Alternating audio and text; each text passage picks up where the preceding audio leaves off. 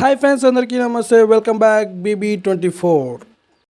Welcome back made for each other episode 23. ఈరోజు wells between heart అనే ఒక కాన్సెప్ట్తో అయితే రావడం జరిగింది. ఈరోజు అయితే చాలా విషయాలు జరిగాయి. నిన్న జరిగిన ఎలిమినేషన్ రౌండ్లో అయితే అంజలి పవన్ గారు అయితే ఎవరితో ఎందుకు మాట్లాడడం లేదు, కళ్యాణ్ నూకరాజ్ వేసిన ప్లాన్ ఏంటి, శివ ప్రియాంక ఎవరిని సేవకులుగా ఎన్నుకున్నారు, వాల్స్ ఇద్దరి మధ్యలో ఎందుకు పెట్టడం జరిగింది, అసలు కపుల్స్ మధ్యలో ఏం డిస్టెన్స్ వచ్చిందో అయితే ఈరోజు అయితే తెలుసుకుందాం. ఎపిసోడ్ స్టార్టింగ్లోనే ఈరోజు అయితే కళ్యాణ్ బర్త్డే అయితే జరగడం అయితే ఉంది. టాప్ 5లో ఎవరెవరు ఉండాలి, ఎలా ఉండాలి అని అయితే నూకరాజ్తో అయితే కళ్యాణ్ అయితే మాట్లాడుకోవడం జరిగింది. టాప్ 5 వరకు మనం కలిసి అయితే ఆడదాం, ఆ తర్వాత టాప్ 5లో చూసుకుందాం మనం అయితే చెప్పడం జరిగింది. అంజలి పవన్ గారు అయితే నిన్న జరిగిన ఎలిమినేషన్ రౌండ్లో నటరాజ్ నీతును అందరు సేవ్ చేశారు, మమ్మల్ని అయితే చేయలేదు. చూడడానికి అందరు మాతో మంచిగానే మాట్లాడుతున్నారు, కానీ ఎలిమినేషన్ రౌండ్లో మమ్మల్ని కంటే నటరాజ్ మాస్టర్ని సేవ్ చేశారు అని అయితే మాట్లాడుకోవడం జరిగింది. అంతేకాకుండా నటరాజ్ మాస్టర్ మా మీద ఇంకా నమ్మకం పెట్టుకోలేదు, అందుకోసమనే అలా చేస్తాడనే స్టీల్ బదులు స్పెల్ తీసుకోవడం అనేది జరిగింది అని ముందే ఆలోచించి సేఫ్ గేమ్ అయితే అంజలి పవన్ గారు అయితే ఆడారు అని అయితే తెలుస్తుంది. మనం ఎవరైనా గేమ్ ఆడడానికే వచ్చారు, కానీ బాండింగ్స్ పెంచుకోవడం అయితే దానికోసం అయితే రాలేదు కదా. ఈ రియాలిటీ షో పెట్టింది కూడా ఒకరిపై ఒకరు గెలవడానికి, ఒకరిపై ఒకరికి ప్రేమ ఎలా ఉందో తెలుసుకొని విన్ అవ్వడానికే అయితే ఈ గేమ్ షో అయితే పెట్టడం జరిగింది. అంతేకాకుండా రియాలిటీ షోలలో ఈ 10 కపుల్స్లలో ఎవరో ఒకరే కప్ అయితే గెలుస్తారు. ముందు ఇంకా సిచ్యువేషన్స్ అనేది ఎంత బ్యాడ్గా వస్తాయో తెలియదు కదా. అందుకోసమనే కళ్యాణ్ తీసుకున్న డిసిజన్ అయితే కరెక్ట్ అనే నాకైతే అనిపిస్తుంది. ఈరోజు అయితే ప్రతి ఒక్క కపుల్స్ ఇద్దరం కలిసి పంచుకుందామని సేఫ్ గేమ్గానే ఆడారు, కానీ నిజంగా గేమ్లో ఉండే రూల్స్ ప్రకారం అయితే ఆడలేదు. అందుకోసమనే కళ్యాణ్ అందరూ సెల్ఫిష్గా మాట్లాడతాడు, సెల్ఫిష్గా గేమ్ వరకే ఉంటాడని అంటారు, కానీ ఫ్యూచర్లో ముందు అందరూ ఎలిమినేషన్ రౌండ్లోకి వెళ్ళిపోయినప్పుడు అందరూ ఇలాగే సేఫ్ గేమ్ ఆడతారా? ఎవరి గేమ్ వాళ్ళు విన్ అవ్వడం కోసమే ఆడతారు కదా. మరి ఎందుకు అంత కళ్యాణ్ అంతగానం సెల్ఫిష్ అని డిస్కషన్ చేసుకోవడం? మరో సైడు సిద్ధు సోనియా అయితే మాట్లాడుకోవడం జరుగుతుంది.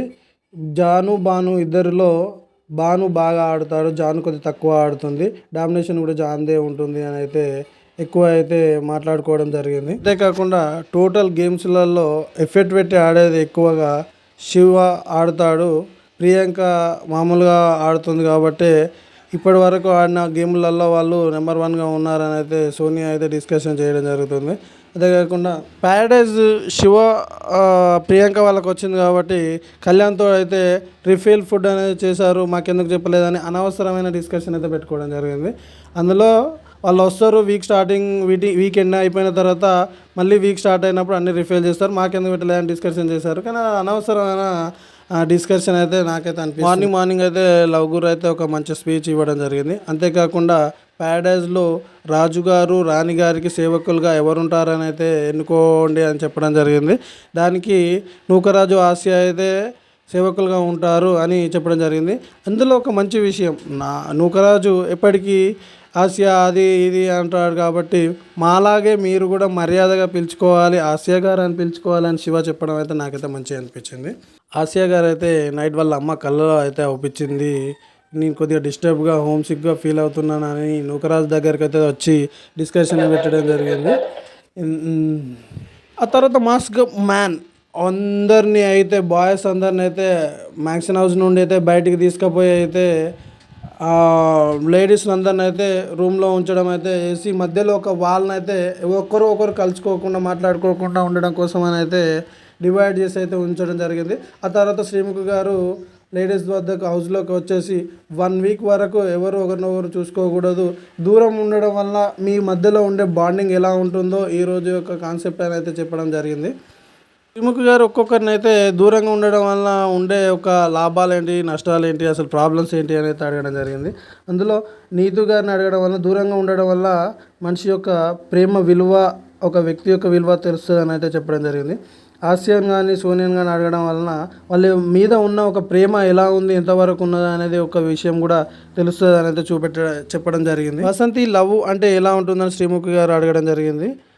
వాసంతి గారు ఒకరికొకరు తన మీద ఉన్న నమ్మకాన్ని ఒకరు చూపెట్టుకోవడానికి దేవుడిచ్చిన ఒక గొప్ప ధైర్యం అని వాసంతి గారు అయితే చెప్పడం జరిగింది.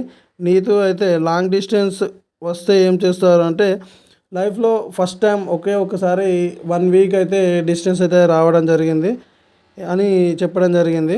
సోనియా గారిని, శ్రీముఖి గారు మేము ఇద్దరి మధ్యలో ఒకసారి డిస్టెన్స్ అనేది వచ్చింది. చిన్న గొడవ జరిగింది. అది నాకు తెలుసు. ఎందుకు జరిగింది అని అయితే సోనియా గారిని అయితే అడిగారు. వాళ్ళ కపుల్స్ చూస్తే అయితే క్యూట్గా అయితే చాలా ఒకరి మీద ఒకరు చిన్న చిన్న జోకులు వేసుకుంటూ ఎవరిని ఒక హర్ట్ చేయకుండా చాలా క్యూట్గా ఉంటారు. వాళ్ళ మధ్యలో కూడా గొడవలు వచ్చినాయి అంటే సిద్ధు ఒకానొక టైంలో స్మోక్ చేయడం అనేది ఎక్కువైపోయింది. ఒకసారి 2 సార్లు చెప్పినా కానీ అదే విధంగా కంటిన్యూ జరగడం వలన మా మధ్యలో గొడవ జరిగింది. దాదాపుగా 3 months దాకా మేము విడిపోయి ఉన్నాము. అప్పుడు సిద్ధు కానీ నేను కానీ ఎంత బాధపడ్డామో, దూరంగా ఉండి ఎంత ఇబ్బంది పడ్డామో అప్పుడు మాకు తెలిసింది. అప్పటి నుండి ఇప్పటి వరకు మేము దూరంగా అయితే లేము అని అయితే చెప్పడం జరిగింది. శ్రీముఖి గారు అందరినీ అడిగి మీ అందరికీ ఒక బంపర్ ఆఫర్ ఇస్తున్నాను.